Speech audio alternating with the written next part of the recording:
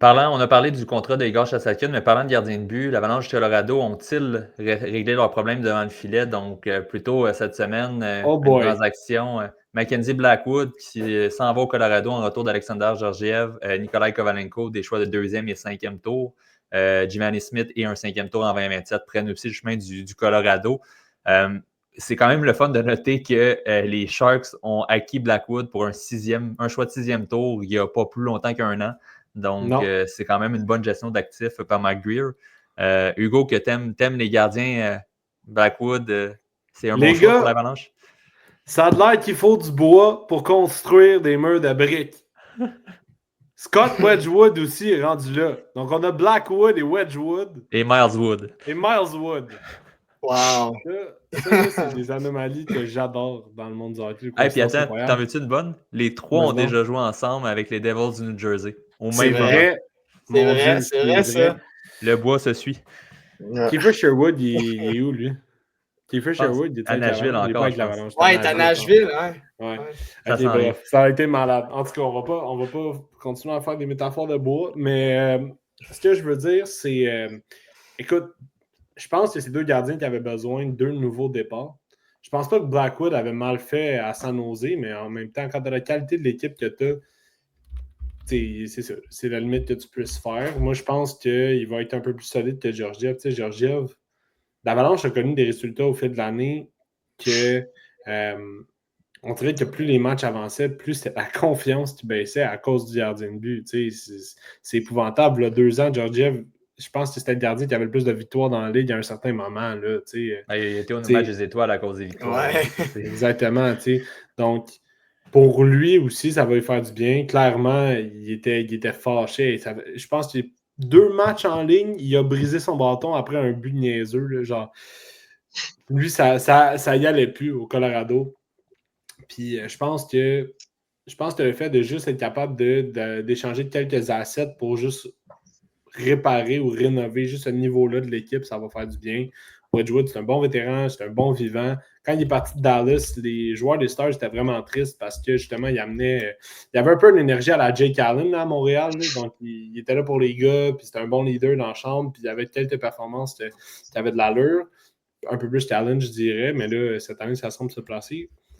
Donc, pour l'arrivée de Wedgwood a fait du bien et Mackenzie Blackwood est encore jeune. Lui, en fait, c'est la fragilité. Il est blessé vraiment souvent. Donc, c'est de voir un peu comment on va être capable d'écrire un équilibre. Mais là, on est allé chercher un bon deuxième gardien.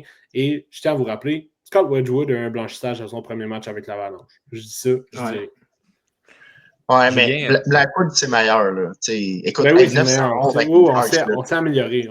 C'est ce que j'allais demander. Est-ce que Blackwood est le meilleur gardien que l'Avalanche du Colorado a eu depuis Simeon Varlamov? Non. Je pense pas depuis Varlamov. Je pense pas. Moi, je pense que Philippe Grubauer... Ouais, Grubauer avait été très bon, mais c'est l'année de la Coupe, ça, Grubauer, me semble. Non, c'est... C'était Kemper, hein? C'était Kemper, hein? Ouais, Kemper, c'est un bon gardien. Là, il en a perdu un peu. Mais... On a oublié Pierre-Luc Dubois dans les additions au bois. Pierre-Luc Dubois, on salue Alexandre. Ouais. La version québécoise de notre trio de bois. Là. Et voilà. Que du bois et toujours du bois. Mais oui, pour répondre à la question, oui. Moi, je pense que, on s'entend, là, l'Avalanche, ils n'ont pas besoin des meilleurs gardiens. Puis en ce moment, ils en ont un très bon duo. Là. Ça pourrait être un des top 5 duos là, quand je parle de la Ligue. Là, donc, il n'y avait même pas besoin que ce soit aussi bon que ça. Puis là, c'est très bon. Il faut juste qu'ils restent en santé les deux. Mais avec ça, ils peuvent faire un méchant bout. Là. Écoute, moi, j'ai beaucoup de confiance envers Blackwood. Hein, parce que je ne veux pas, il a été là au New Jersey dans les années difficiles. Il est allé aux Sharks dans les années difficiles. Là, je suis content pour lui qu'enfin, il y a une bonne équipe. Là. Si les Islanders ont su gagner avec Grice et Leonard, ça va faire un peu la même affaire. Hey, écoute, tu passes de Georgiev et Antonin à Blackwood, Wedgwood. Là. Grosse différence. C'est une belle upgrade. Puis, tu sais, honnêtement, pour enchérir là-dessus, tu sais, Wedgwood, c'est les faits inverses. Là. Tu disais à Nashville, ça n'allait pas trop bien. Là, il arrive au Colorado. Tu l'as mentionné, Hugo, jeu blanc. Puis, c'est ça qui est intéressant, Nick. Je voulais amener ça aussi, que justement, tu sais, au New Jersey, là, quand il est arrivé, tu sais, Hughes n'était pas encore flamboyant. Il est arrivé à San Jose dans une équipe que tout était à vendre, là, littéralement, quasiment le club. Là. C'est pas des blagues. Puis, tu sais, Colorado aussi, je veux pas, tu sais, Georgia, tu sais, oui, il a ramassé les victoires parce que il y avait les Makar, il y avait les McKinnon devant lui. Puis, tu sais, je veux dire, comment tu veux mal faire quand tu as les meilleurs joueurs de la ligue devant toi, à un moment donné, tu sais? Fait que peu importe le gardien que tu mets là, veux pas, ça va gonfler tes chiffres. Sauf ceux d'Anonen puis ceux de cette année Georgiev, là, mais... C'est ça.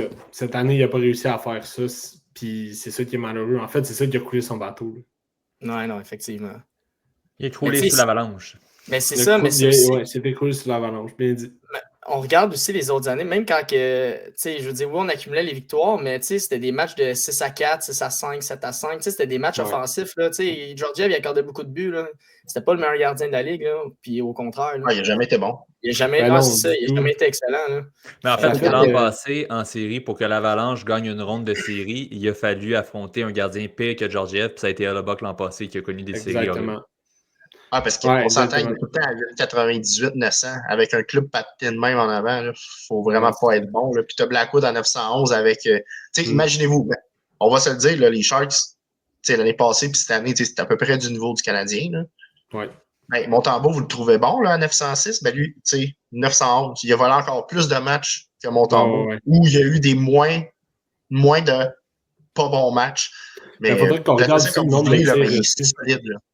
Oui, il est très solide. Il est très, très, très solide.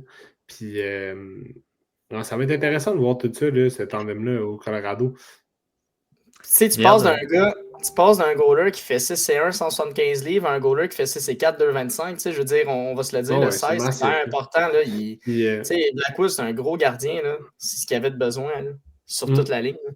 Mais c'est l'effet deuxième goaler des Rangers de New York, les gars. Parce que, tu sais, Georgiev a quand même été bon avec les Rangers. Et Cam Talbot. C'est ça que j'allais dire. Cam Talbot, même affaire. Même chose. On dirait qu'on s'est laissé aveugler un peu par ça. Quoique je dois donner à Talbot, là, il a quand même connu une excellente carrière par la suite, mais ça a toujours été un gardien de 50-50. Il n'a jamais eu vraiment le rôle de numéro 1. Non. Georgiev, c'est la même chose. C'est juste que Georgiev, c'est moins constant que Talbot. Ben, on l'a mis dans un rôle qui n'est pas capable d'assumer.